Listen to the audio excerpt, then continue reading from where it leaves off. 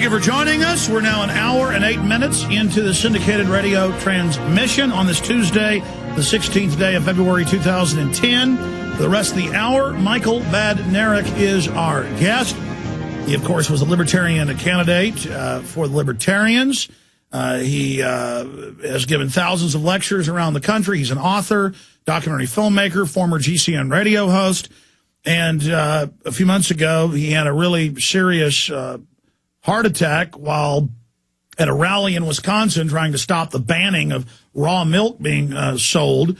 I mean, they're not just trying to keep marijuana illegal, folks. They're trying to ban vitamins right now. Canada is openly moving to do it. So they're attacking all of our freedoms, and he had a serious heart attack. I heard he had a rough go of it, but it was great to hear yesterday that he's doing a lot better now, and so we're very honored to have him with us. I want to talk about what happened with Michael, but then also want to get into a whole host of other issues and how much ground the liberty movement, the awakening to tyranny, has gained. ClimateGate, government health care in deep trouble, the police state being exposed, the TSA naked body scanners in deep trouble, open talk of them being removed, so many other positive things happening. Polls between 75 and 91% of people want to abolish or audit the Fed. 10 years ago, almost no one knew it was a private criminal group. We're now identifying the real power structure, and it's thanks to people like Michael Badnarik. Michael, joining us via video Skype back in the great state of Texas. Good to have you with us.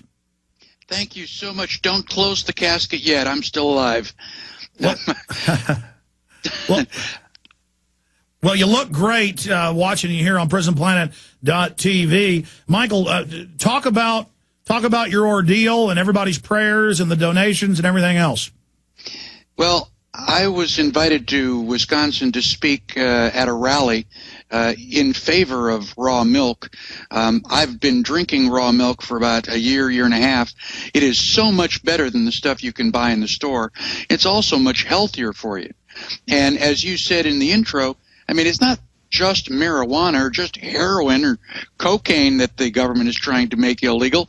They're trying to make milk illegal, something that humans have been drinking for literally centuries. And so I went and spoke.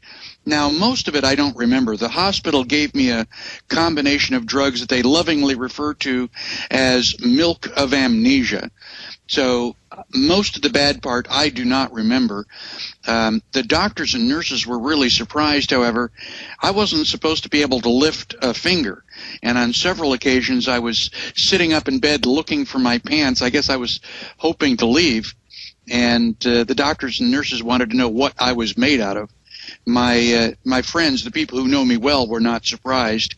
They know how dedicated I am, especially when it comes to liberty. The good news is that I went to Gunderson Lutheran Hospital in La Crosse, Wisconsin. I think it's the best hospital in the United States. They took fantastic care of me and literally brought me back from the brink of death. I want to thank them, and I'm back to 100%.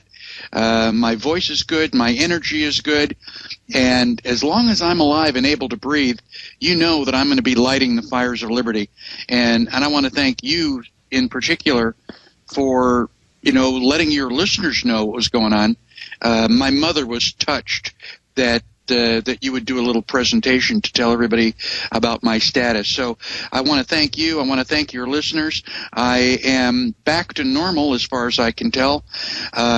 And the one good thing, for years I've been telling people that if I die, liberty is no longer my problem. And the lesson I hoped I was teaching was that everybody has to get involved on a personal basis. This is your Constitution. This is your Bill of Rights. And now that I've had this heart attack, people are understanding that, and they are jumping on board. So I think that we're going to see an even greater increase in the number of people who are helping us in the Patriot movement. Well, I don't want to dwell on it, but we are blessed to have you here with us, because talking to your family and others, they say it was a really bad heart attack. Specifically, if you don't mind telling us, people are wondering, what type of heart attack did you have, Michael? I had a 100% blockage. I had a heart attack about 11 years ago on the back side of my heart, which affected the atriums, the top of the heart. Well, that's not as serious. This one was in front of the heart. It directly affected the ventricles, the part that actually pushed the blood through your body. And, well, in the ambulance and at the hospital, I was technically dead for about 10 minutes. Wow. And I was on life support in a chemically induced coma for 16 days. So I genuinely appreciate everybody's prayers and concern, because it was a very serious thing, and I'm just so grateful to still be here so that I can work with you and all the other patriots here in Texas and across the country, because we are going to restore this constitutional republic. There's no doubt about that. The only question is, just how interesting and messy it's going to be between now and then. Well, no doubt the prayers certainly help, because I know a lot of people were praying for you, Michael.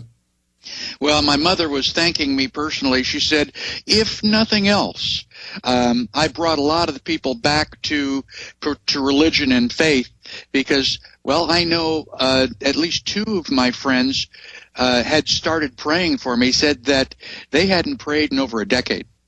And it was my condition that caused them to get back into prayer. So I want to genuinely thank everybody who was concerned about me.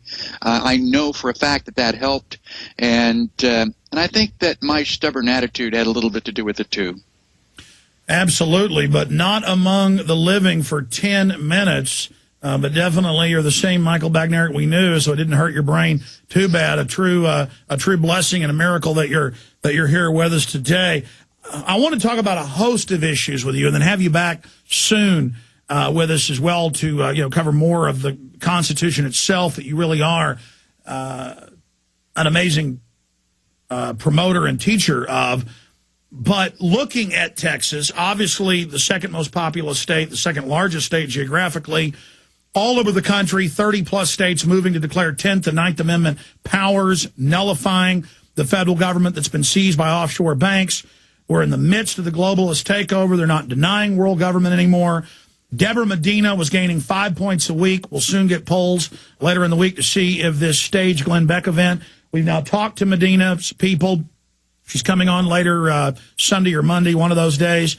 It's clear that Beck was cutting her audio off so she couldn't understand even what she was saying. She's never really talked about 9/11 truth. She said people have a right to their own opinions, just like 6 of the 10 commission members have said it's a cover-up. And Farmer, the head lawyer on it's written a book saying it was a criminal conspiracy and cover-up. But Glenn Beck, the reason I talk a lot about him more and more is they've positioned him as the leader of the Patriot movement when he calls for a value-added tax, a sales tax to pay the bankers. He calls for the reauthorization of the Patriot Act. He called for the banker bailout takeover bill. He attacks Ron Paul constantly, but then two-facedly has him on and supports him, but kind of giggles at him with disdain. He's now savaged Deborah Medina, and the media is saying she's going to lose because of this. I think they're just telling people she's a loser, so they won't vote for her. I think she clearly will get into the runoff, and her numbers are still growing.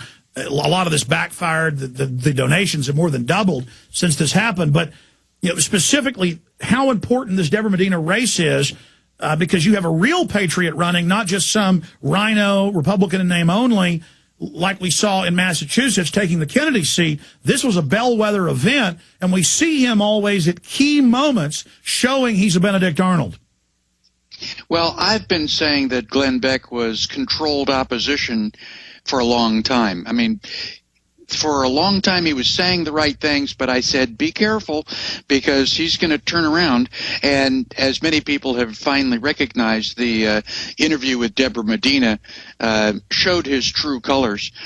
The good news, and I'm always looking for the silver lining, this is, if they're attacking and savaging Deborah Medina, you know that we are doing the right thing. Deborah has so much support here in Texas. She is gaining in the popularity polls.